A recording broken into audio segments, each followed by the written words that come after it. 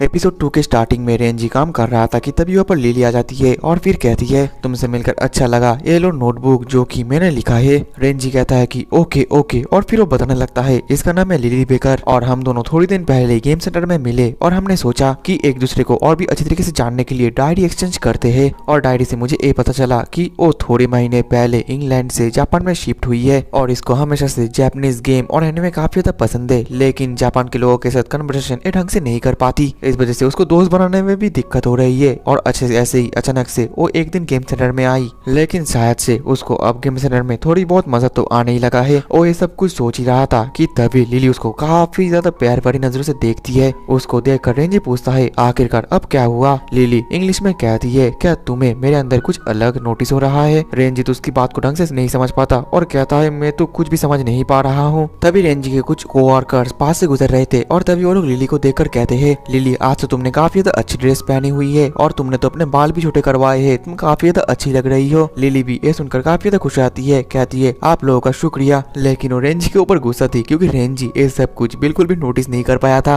अब अगले सीन में हम देख पाते हैं कि लिली रेडी वेडी होकर स्कूल आती है और फिर वो क्लास में आकर जापानीज में बात करती है, लेकिन वो ढंग से नहीं कर पाती, जिसके बाद वो अपने बेंच पे जाकर बैठ जाती है। वहीं पर एक लड़की लिली को देख रही थी और सोच रही थी कि लिली को सभी के साथ दोस्ती बनाने में दिक्कत हो रही है, क्लास प्रेसिडेंट के होने के नाते मुझे कुछ करना पड़ेगा। और फिर वो डिक्शनरी में देखने लगती है कि कैसे वो इंग्लिश में बात करेगी और सब कुछ देख रही थी कि तभी और एक लड़की लिली के साथ जाकर बात करने लगती है, कहने लगती है मेरा नाम है आवी और मैं तुम्हारा दोस्त बनना चाहती हूँ। वो ये सब कुछ अपने टूटे फूटे इंग्लिश में कहती है, जिसमें लिली थोड़ा बहुत तो समझ लेती है। वही दूसरी तरफ वो लड़की तो डिक्शनरी में वर्ड खोजती खोजती रह जाती है। अब अगले सीन में हम देख पाते हैं कि जो लड़की लिली से बात कर रही थी वो और कोई नहीं बल्कि रेंजी की बहन थी और वो रेंजी से आकर कहती है प्लीज मुझे गेम में प्रो बनना सिखाइए। रेंजी को सुनकर काफी ज्यादा अजीब लगता है, कहता है क्या तुम गेम सेंटर की प्रो बनना चाहती हो, लेकिन तुम्हें तो गेम में कभी भी इंटरेस्ट नहीं था, तुम तो काफी ज्यादा एथलेटिक हो और तुम्हें तो स्पोर्ट्स में इंटरेस्ट है। आवी कहती है आपने बिल्कुल सही कहा, असल में मैं कल एक अपने दोस्त के साथ गेम सेंटर जाने वाली हूँ और उसके सामने मैं थोड़ा सा शो अप करना चाहती हूँ। और आवी ये भी कहती है असल में वो लड़की कुछ ही महीने पहले शिफ्ट हुई है, वो काफी दूर से आई है फॉरेन से, जिस वजह से वो ढंग से कम्युनिकेट भी नहीं कर पा रही है, लेकिन कुछ दिन से हम दोनों काफी ज्यादा अच्छे दोस्त बन चुके हैं। ये सब कुछ सुनने के बाद तो मानो रेंजी का पैर तले जमीन खिसक जाता है और सोचता है ये सब कुछ तो काफी ज्यादा सुना सुना लगता है।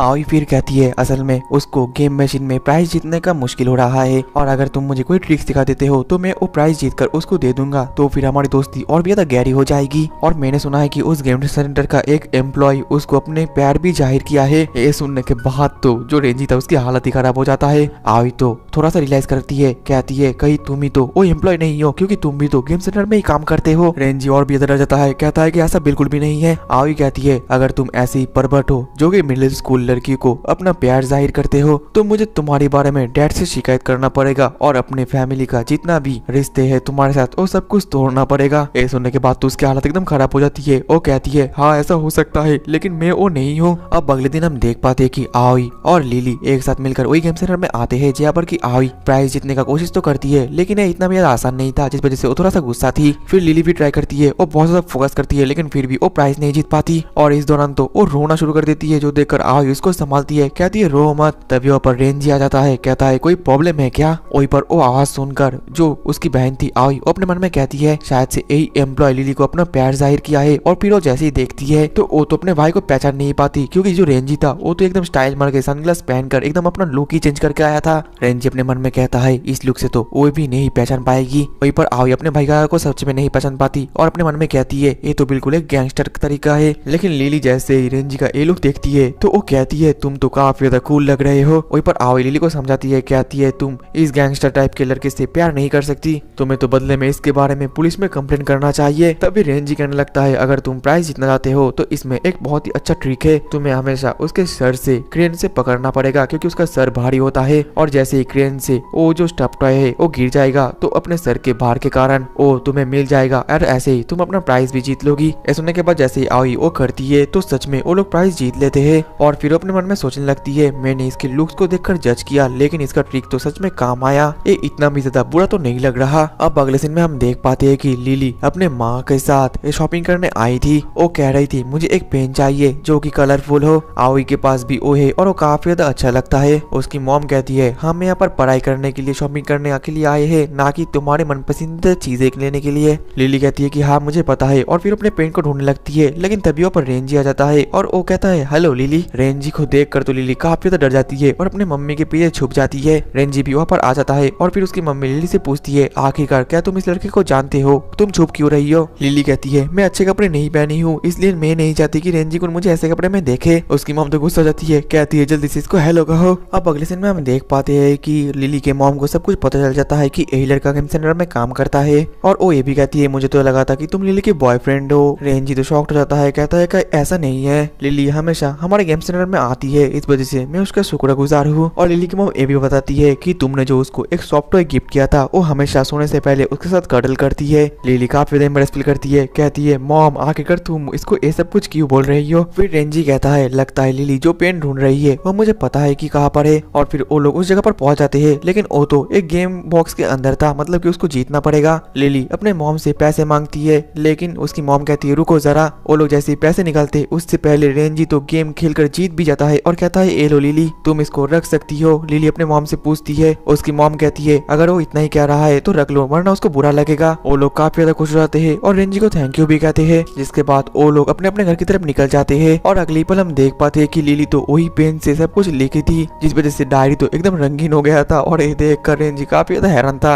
अब अगले दिन में लिली स्कूल में थी और उदास थी। वो आवी को कह रही थी कि कुछ दिन से हम लोग डायरी तो एक्सचेंज कर रहे हैं, लेकिन वो जो एम्प्लॉय है वो ढंग से कुछ नहीं लिख रहा, वो बस लिख रहा है आज का दिन अच्छा है, तुम्हारा शुक्रिया गेम सेंटर में आने के लिए, काफी ज्यादा छोटा छोटा चीजें लिख रहा है, जिस वजह से मैं उससे ढंग से कम्युनिकेट नहीं कर पा रही हूँ। ये सब कुछ सुनने के बाद आवी थोड़ी देर सोचती है और फिर कहती है मेरे पास एक कमाल का आइडिया है, क्यों ना तुम उसको अट्रैक्शन दिखाना बंद कर दो। अब अगले सीन में हम देख पाते हैं कि लिली गेम सेंटर में आती है और उसको देखकर रेंजी खुश हो जाता है, लेकिन जैसे उसके पीछे आग आ जाती है तो वो काफी हैरान हो जाता है और फिर जैसे से करके छुप कर अपने बालों को चेंज करता है और चश्मा पहन लेता है। उसका ये बर्ताव देखकर तो उसका कलीग काफी ज्यादा उसको अजीब समझता है और फिर रेंजी जैसे उन लोगों के पास जाता है कहता है क्या कोई मदद चाहिए, तो लिली उसको कुछ ना बोलकर अपना आग दिखाकर वहां से चली जाती है। और उसका ये रूप देखकर तो रेंजी था वो थोड़ा सा डर जाता है, सोचता है कहीं ये मुझसे गुस्सा तो नहीं है। और फिर वो दोनों एक जगह पर जाकर बैठ जाते हैं। वहीं पर आग लिली को शाबाशी दे रही थी, कह रही थी ये प्लान जरूर काम आएगा, तुमने काफी ज्यादा अच्छा परफॉर्मेंस किया है। लेकिन वहीं पर जो लिली थी उसकी हालत काफी ज्यादा खराब हो गई थी, उसके तो आंसू आंखों से पानी निकल रहा था। और ये देखकर आग समझ जाती है कि लिली काफी ज्यादा चीयरफुल लड़की है और उसको रूड होना काफी ज्यादा मुश्किल होता है। और फिर आग लिली को संभालती है, कहती है तुम बिल्कुल सही हो, इसके बारे में ज्यादा मत सोचो, अब तुम्हारी बारी है। और फिर वो उसको लेकर ऊपर जाने लगती है, लेकिन तभी वो लोग नोटिस करते हैं कि जो दो लड़की है और रेंजी के साथ काफी ज्यादा हंस खेल कर बात कर रहे थे, मतलब कि ओमान और रेंजी के साथ फ्लर्ट कर रहे थे। ऐसा कि रेंजी भी काफी ज्यादा कॉन्फिडेंट से उन लड़कियों से बात कर रही थी। और ये जब जैसे लिली देखती है तो काफी ज्यादा जेलस फील करती है और उसको जेलस होते हुए देखकर आवी भी काफी ज्यादा हैरान हो जाती है और सोचती है लिली सच में इस एम्प्लॉय से प्यार करती है। और फिर वो लिली को समझाती उससे पहले लिली तो वहाँ पर नहीं होती, वो तो गायब थी। और दूसरी तरफ हम देख पाते हैं लिली तो भागकर सीधा जाकर रेंजी को धक्का देकर उन लड़कियों से दूर भगा देती है और फिर उसकी तरफ देखकर कहती है तुम बिल्कुल ही बेवकूफ हो। और फिर वहाँ से भाग जाती है और वो तो रो भी रही थी। वहीं पर जो रेंजी था उसको तो बिल्कुल भी कुछ भी समझ नहीं आता कि आखिरकार उसके साथ ये चल क्या रहा है।